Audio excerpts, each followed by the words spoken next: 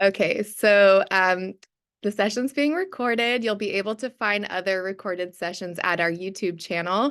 I will put the link to that in the chat if you want to go back and review any of the sessions you weren't able to make or this session. You can use the Zoom captions. At the bottom of the Zoom window, you'll be able to see a closed caption button. There's also the live transcript text underneath that button, and you can select to turn them on or off as you prefer. Feel free to add questions or comments in the chat. And now I would like to introduce our presenter. We have with us today Jamey Harlow, and Jamey is from South Piedmont Community College, and her presentation is Achieving Equity, A+ Strategies for Inclusive Teaching. So without further ado, Jamey. Thank you. So let's begin with just a little bit about me. This is why I'm here.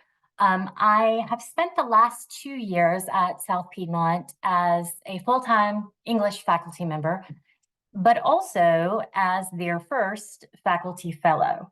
And my task over the course of these 2 years has been researching student engagement.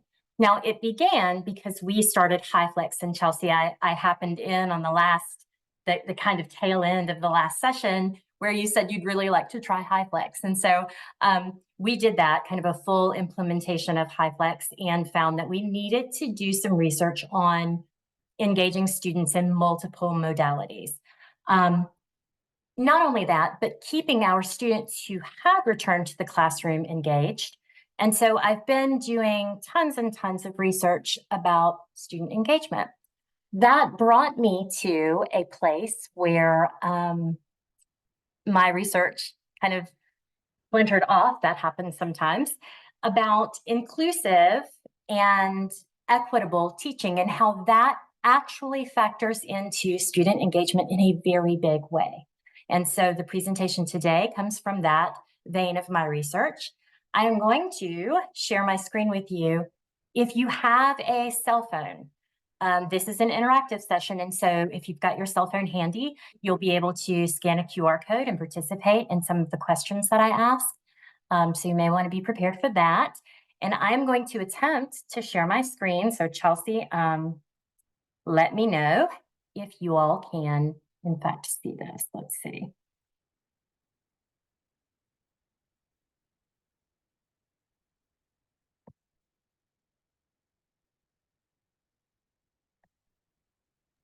Not yet. No. Can you see my screen now? Yes, I just see the desktop. Now Google Doc. Okay, great. So now we're in the presentation. Good, good, good. Let's do this.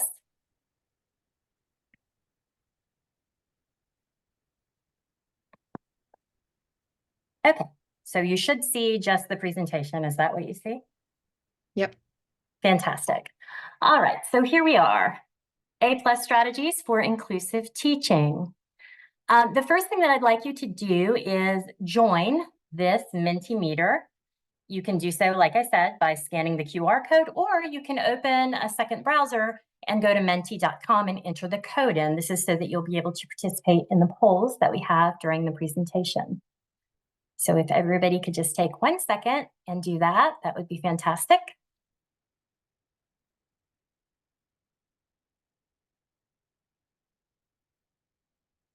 If you have any trouble getting in, let us know.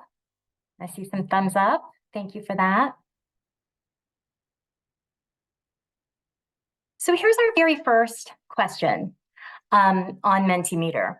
What do you hope to take away from this session? And I answered first in a way that I thought I would answer if I were attending this session, because this is the way I attend every conference and every workshop.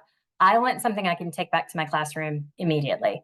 But maybe you're looking for something particular, and if so, feel free to put it into this text box.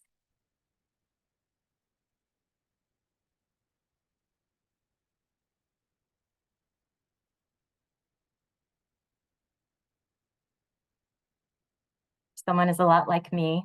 Concrete strategies, okay.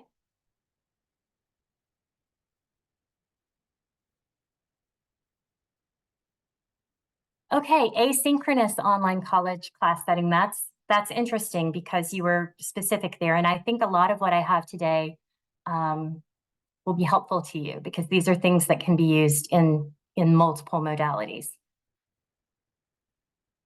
All right, very nice. Thank you all. Okay, so I think the first place that we need to start is the why, right? When my students learn something new, the first thing I need to do is tell them why we're learning it. And so I need to tell you why inclusive teaching strategies work. They're grounded in Freire's critical pedagogy, okay? And we're not going to do learning theory today, but I think it is important for you to understand why these strategies came about and why they work.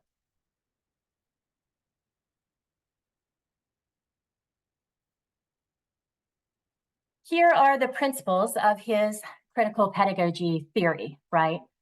Dialogue, which just means that educators and students have an open dialogue in the classroom. They're actually both contributing to the learning process. They're having conversation. It does away with that kind of old idea of a hierarchy where the teacher comes in with a big picture and just dumps education into all of the students. It is based on empowering students. It's based on reflection and action and inspiring them to learn with real world problems. It is conscientious raising. A lot of critical pedagogy kind of lends itself well to social justice. And so the basic root of this is it really encourages critical thinking, active learning, and participation.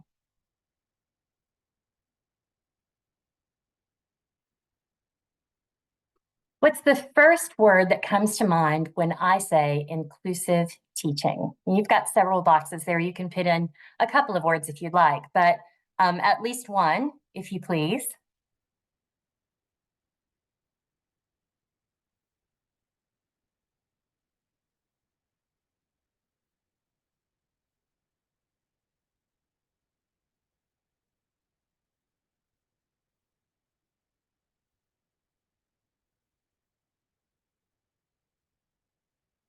Community, I like that. Everyone, all, community, equity. Equity is a huge part. Engaged, true, and I have the research to prove that. Shared, I like that one too.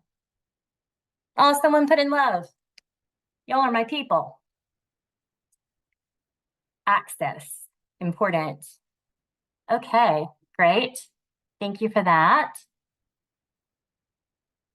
This is, again, just kind of touching on the pillars of critical pedagogy and the ways that it contributes to equity in the classroom, okay? Because it challenges, like I said before, that traditional teacher-student hierarchy, and because it is acknowledging that there are a multitude of identities in the room, diverse identities, and that it's empowering student agency, encouraging students to be active parts in their own learning. And I often tell folks when we're talking about student engagement, that a student who is participating is not necessarily engaged. Participation is what they think they're supposed to do. When that student takes an active interest in their own education and they make an investment in the class and they start asking questions when they're not prompted to ask questions and when they add to discussions without being asked to add to discussions, that's how you know when your students are truly engaged. We've all heard about universal design for learning, and this is something that comes up over and over in multiple workshops and multiple trainings, but I would like to point out all the ways that this actually contributes to equity and inclusive teaching strategies. Multiple means of representation, these are just formats, right? You guys, most of you are doing this already. You're using text and you're using audio and visuals and videos and just different kinds of multimedia to teach often the very same concept, right? So multiple means of representation and then multiple means of action and expression. You're giving students an opportunity to demonstrate that they understand in different ways. And I am an advocate for formative instruction and formative assessment, because summative, often by the time you as the instructor look at a summative assessment and you see that this student has a gap, it's too late. We've finished that section. We've finished that module, that chapter. And so if we're doing lots of formative assessments along the way, we're assessing what they understand along the way. And so multiple means of demonstrating their understanding using those formative assessments, really important for UDL, also contributing to the idea of inclusive teaching practices. And then multiple means of engagement, active participation, giving students choice, right?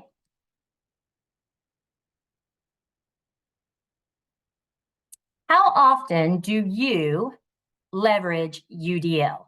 And, I have to tell you, I'm full-time faculty before I'm a researcher. And I know that there are times when I reflect on my practice and I've not utilized it the way I should. And so I'm just interested to know how often you leverage universal design for learning. Excellent. Got a lot of you guys that say always, and that's good.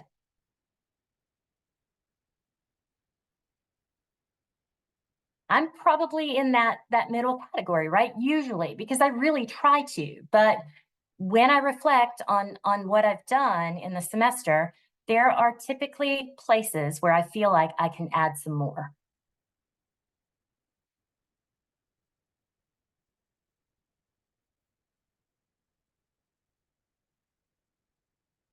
So the critical pedagogy approach challenges traditional power structures, and UDL ensures flexible instruction and assessment methods. And together, they promote equity and they help us develop inclusive teaching strategies.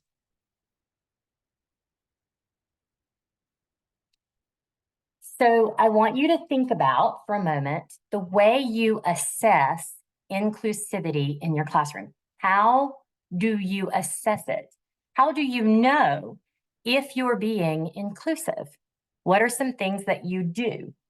Do you keep a teaching journal? Do you do weekly reflections? Do you meet with a mentor? Someone said, ask my students. Absolutely. Survey your students. That is a huge, huge part of being inclusive.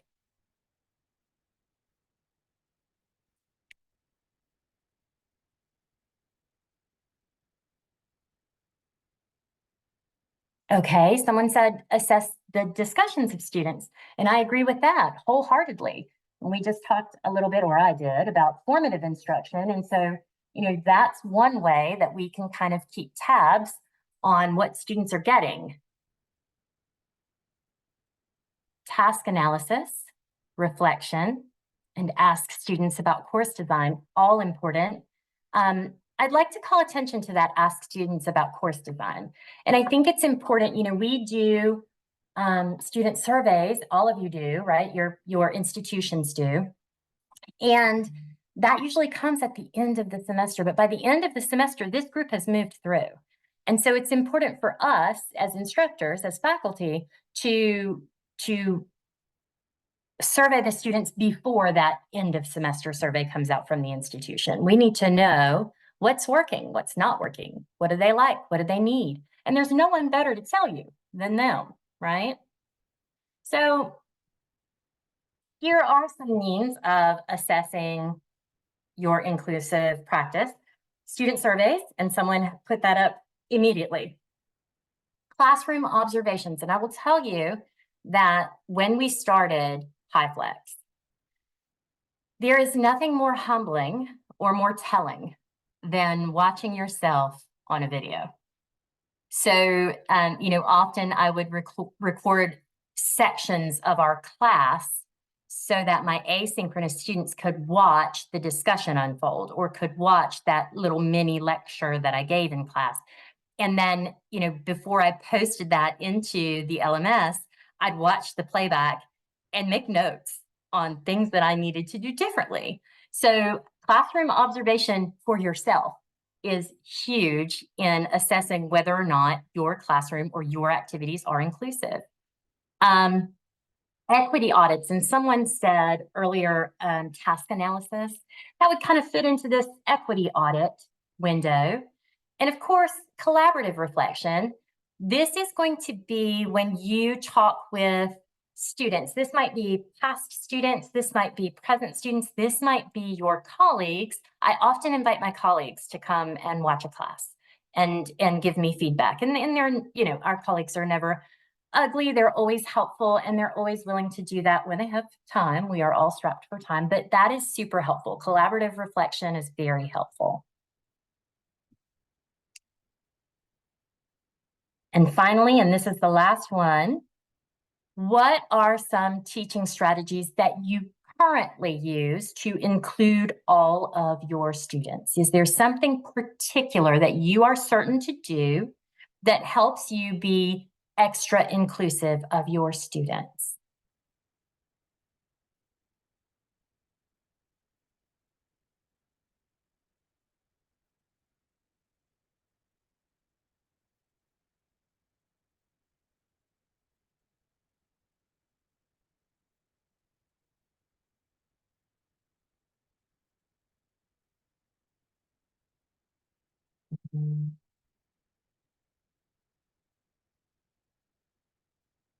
Nobody has one in particular in mind?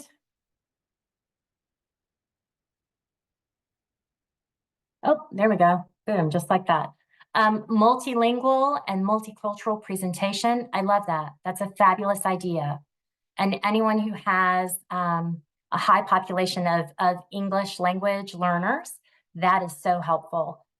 Assignment where they story tell and share their life experiences. Those are always very powerful for students. They learn better from each other, in fact, than they do from us. Collaborative note-taking, low-stakes quizzing study guide, love those. Assessments that have them draw on life experience, yes. And small group, active learning, all of these are fantastic. And all of these you will find on the list that I'm about to share with you. So what we're going to do is we're going to transition from kind of this slide presentation into a Google document. And I'm going to share the doc in the chat for you so that you guys can have a copy.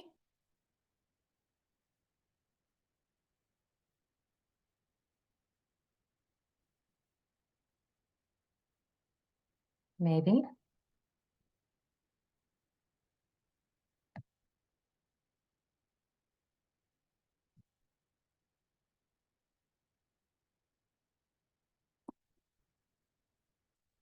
There we go.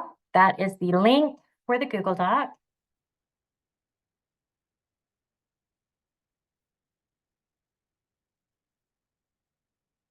And this is a look at the document. So here are some things to remember. When you are striving for inclusive teaching, implement more structure. When I say highly structured courses, what I mean are courses that have multiple smaller activities, more frequent small assessments, that formative piece. If you incorporate higher structure into your course, even for students who think they don't need practice, more practice absolutely delivers better skills. And when you have students come in for the very first time, you have to explain that you're teaching a high structure course, because often they are confused and they think that this is just me upping the workload. And so I have to explain to them that the more you practice something, the more it benefits you. And I use driving as an example, learning to drive.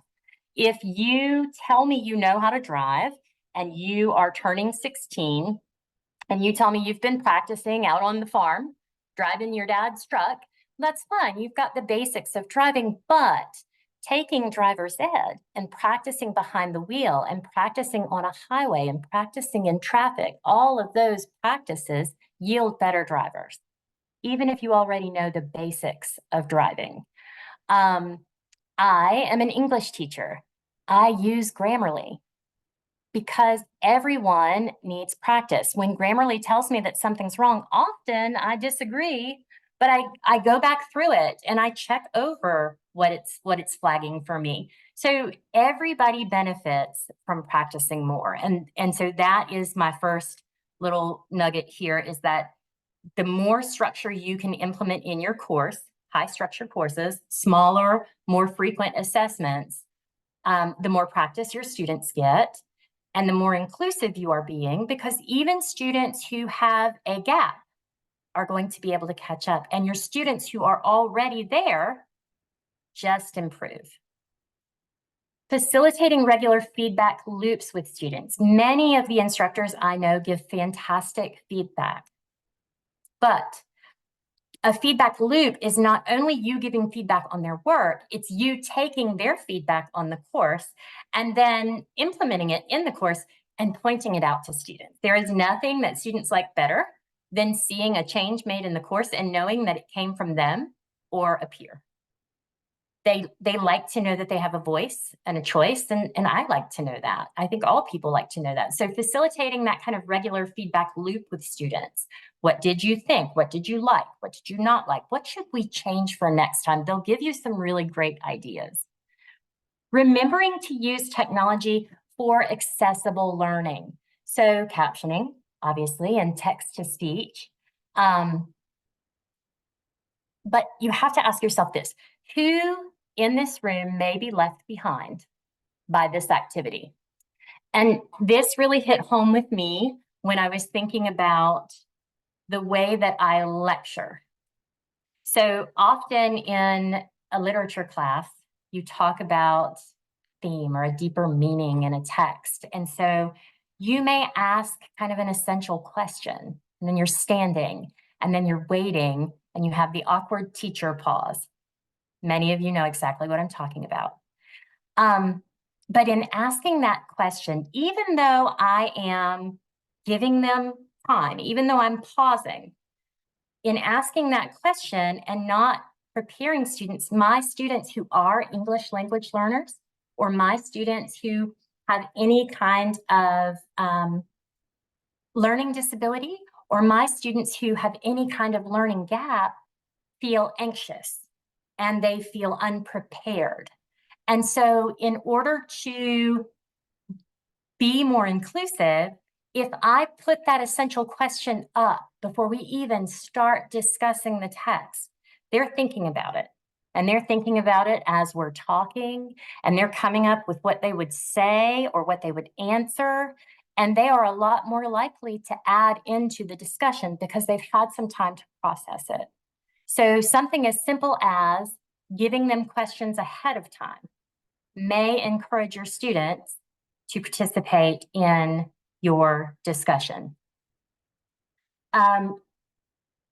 Regular review and revise your curriculum.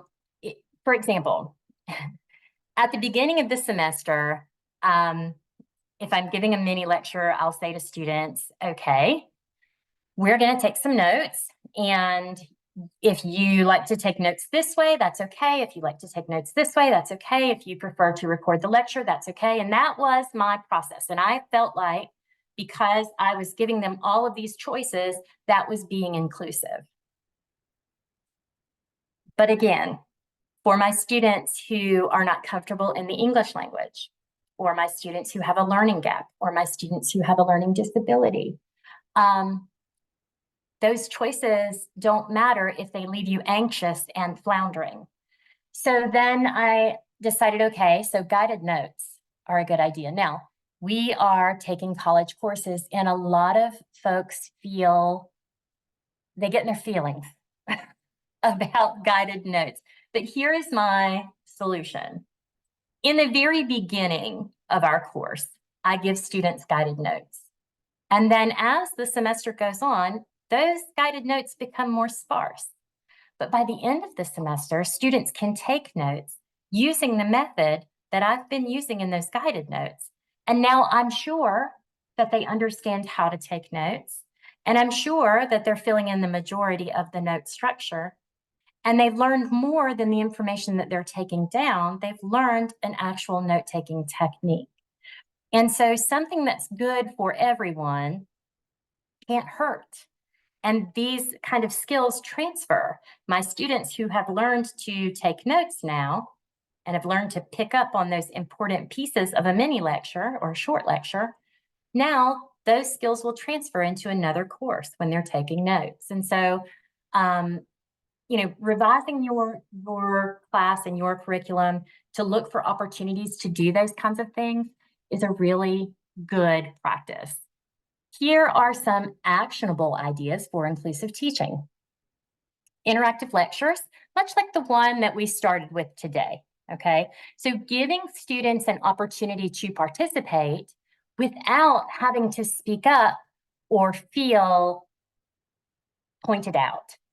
They won't feel pressure if you're using a poll everywhere or a Mentimeter like I used today, because those are anonymous. And they have an opportunity to answer, and they see their answer pop up on the screen, and they may hear you give credence to what they've said, but they are not obligated to answer, though most of the time they will. And in order to get them to participate, providing them those questions before the lecture can also help, right? Here are the things we're going to talk about today. These are some of the questions I want you to roll around in your head while we're going through this concept. And then they start listening for you to say those things.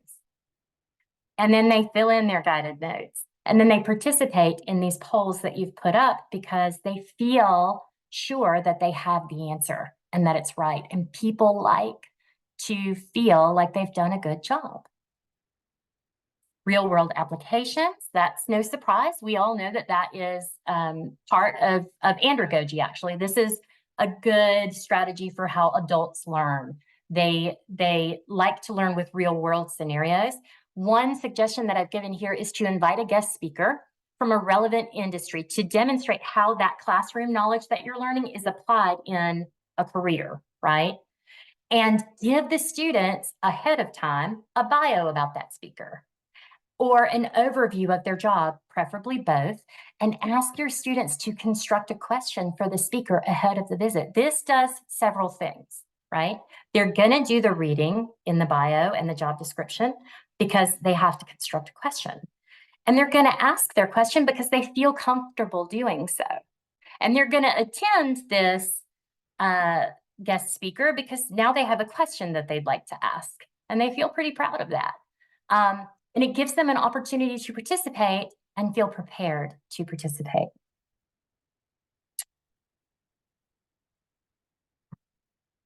Reading or video watching assignments. We all do these, okay? But again, giving students guiding questions. Here are some things that I want you to answer after this reading. And then using UDL to give them options for demonstrating that they did complete that required reading, okay? So post your answers to the guided reading questions with a written reflection in the discussion board, or make a 2-minute audio recording of your reflection and post that in the discussion board. Your students are doing the same thing, and you're giving them a time. So you're telling them this needs to be extensive. They are all answering those same guided questions. So they should all be giving you a substantial response, but it gives them an option. And by providing them with the guiding questions, now they are looking for something in this reading or this video. Flipped classroom, everybody here, I'm sure, has heard of a flipped classroom. But what you need to know about the flipped classroom is that it is truly inclusive. Again, allowing students to feel better prepared, and it encourages active learning because they're doing the coursework part on their own, and then they're using their time with you to apply what they've learned, to do the harder stuff.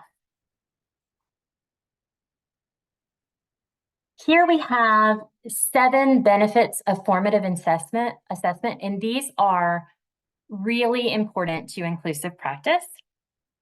Again, speaking to that idea that using courses with a higher structure really contributes to an equitable and inclusive classroom because it enables the instructor to make ongoing adjustments, okay, in real time for feedback and performance, and make adjustments in what they're learning. If there's something that you need to go over again, well, you know, because we did 2 short assessments today and half the class failed one.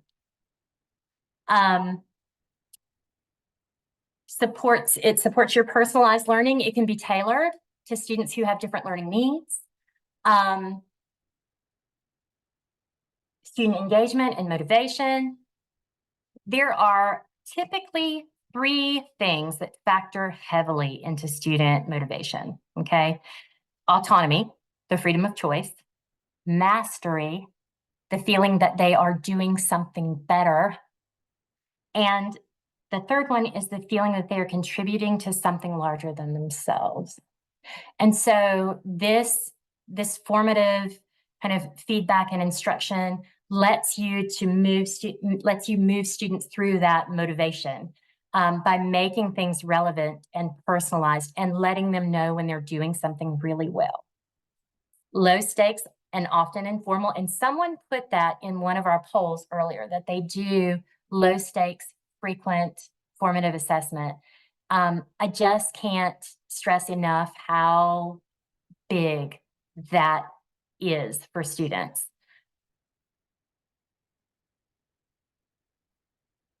It will improve teaching effectiveness, again, because it allows you to make adjustments and, you know, fix any instructional method that you need to, seek more strategies.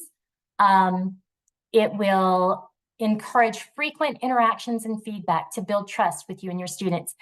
In the very beginning, we talked about Freire's theory and that dialogue and discourse are very important to students. This is true throughout the course. And when you give students feedback and you encourage them to ask questions about that feedback, now it's become a conversation. Now they feel more comfortable talking to you about the fact that they don't understand what the word syntax means. I put syntax in a student's feedback, and the student emailed me and said, I don't know what the word syntax means. And when I look it up, it's not giving me a definition that I understand. Can you explain this? And I did. But I didn't consider that that's a word students don't often come in contact with unless they are an English major and they're beyond that first year composition course. So, you know, just building that relationship where they feel comfortable asking you a question that they may otherwise deem silly and not worth asking. And then, of course, focusing on the learning process over the product. Everybody has attended something or read something about growth mindset, but folks, it is very important to our students because the process of learning is more important. We have to, you know, encourage them to set learning goals rather than performance goals. Don't tell me that you're going to get an A on this paper. Tell me that you are going to actively approach every section of the rubric, right? That you are going to make an effort to get into the exceptional category in every section of the rubric. Let's do that. Tell me that you are going to learn how to properly integrate this source into your paper. So just encouraging them to set learning goals rather than grade or performance related goals. This document is, you know, 2 pages in a piece. You guys can make a copy of the document just like this, and then type into it, add whatever you'd like, make some notes about things maybe that you're already doing that you want to add or take away from. You know, these actionable ideas are things that most of you are already doing, but maybe there's something that you could add to the way that you're currently teaching it. So with that said, let's stop sharing the screen for a moment.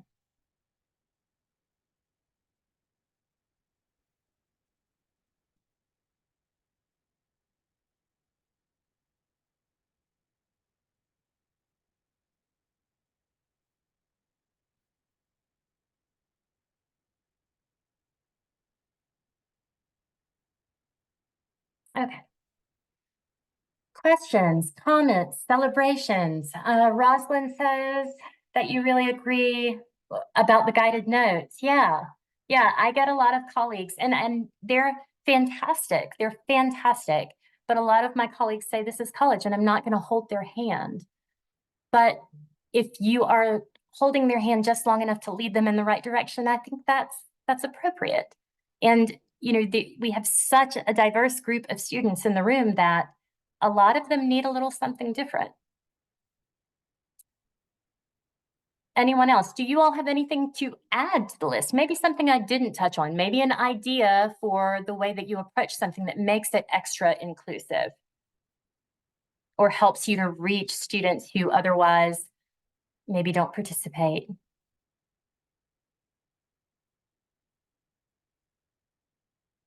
And you all don't have to type in the chat. Feel free to unmute and speak up. There's room for that.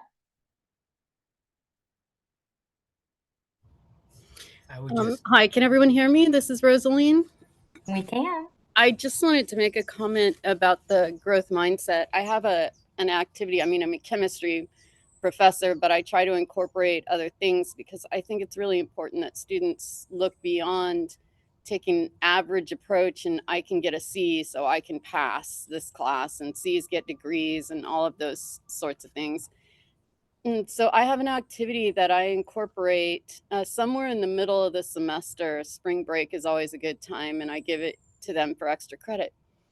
And I have them look at all of the habits of mind. I have a table of all those, a chart of all those habits of mind, and I have them watch usually 6 short videos. And those videos are of well-known, famous people who have struggled in their career, and they talk about their struggles and they talk about how they overcame those struggles. So they're, really sort of presentations or speeches, if you will, that are inspiration type speeches. And, Denzel Washington and Michelle Obama and The Rock. I mean, these people give some pretty good, so you can incorporate a lot of diversity of folks in there. I also always throw one in there about procrastination, and this TED talk this guy gave about the procrastination monkey, and it's very funny. It's very hilarious. But the students then look at these folks and their challenges, and they relate that to growth mindset, the habits of mind, and how they apply, and I have them choose a couple habits of mind that you think this individual applied so that they could overcome the challenges that they faced. And usually students respond pretty well to it. I mean, the extra credit doesn't hurt, but they usually respond pretty well, and they talk about their challenges also. So it's a pretty good activity. I just wanted to mention. I love that. I wrote it down for myself. Because I think you made a really important point about C's get degrees. We students have to take this pathway of courses, and some they're not going to like or be interested in, and often they get sunk into that this is enough kind of mindset. And so I really appreciate a chemistry instructor teaching growth mindset. Like, that's ideal. And super, the activity is fantastic. Marla says that she teaches audio production, very hands-on, and she lets them do the midterm together and the podcast together in pairs. Yes, teamwork, group work, collaboration, super important, especially I think at the time that we are in now, right? Anytime we can encourage students to interact with each other, it is very helpful. And I was listening to someone speak the other day, and she said, our job is to teach them the things that they're going to need in their future job. And one of the things that they need in their future job is the ability to work with their coworkers, right? And so in this particular instance, Marla, those are their coworkers. And so they're picking up a skill that they're going to learn later in life, whether they do audio production or not. Leslie, you're offering choices on how to complete assignments, and that's been helpful. It is. I've experienced that as well. asking students to create exam questions throughout the course. That's a fabulous suggestion. I often have students create discussion questions, but I hadn't thought about exam questions. And if you do it throughout the semester, then not only are they up to date on what they should be looking for, but they're also contributing to the end of course exam, and they know it. They see themselves making a difference. That's fantastic. All incorrect tests, and then evaluate the exam and discuss together why it's wrong and help to find the correct answer. And that's teamwork, right? That's teaching them to work together and figure it out. It's problem-based learning and it's active learning, and that's fantastic. I think when we talk about kind of encouraging growth mindset and encouraging students to be persistent and critical thinking too, that's right, Chelsea. You know, all of these activities do that. And so you'll have to adapt it to your specific content, but all of these things are inclusive, and they're thinking about the person in the room that may be missed by what you're doing. And so how many different ways can I present this same information to reach every single person in this room, regardless of what their language of preference is, regardless of their background, regardless of their education up until this point? How can I reach every person in this room and not leave anybody behind? And so when you sit down and reflect and you ask yourself that, I think you can come up with some pretty creative stuff. And these are all very creative. And thank you all so much for participating and for filling in the Mentimeter and for your comments and, you know, for being brave enough to unmute and talk. That's uncomfortable, especially, you know, like here on the East Coast where it's 4 o'clock. So, but if you think of anything or you have any questions or you have something to share, I love sharing with people outside of my institution because that's how we grow. And so if you have something to share that you didn't get an opportunity to put out here today, please let me know. My contact information is on your Google Doc, and I appreciate all of you. Thank you so much. Thank you so much, Jamey. Thank you to all the participants here. I'm going to stop recording now.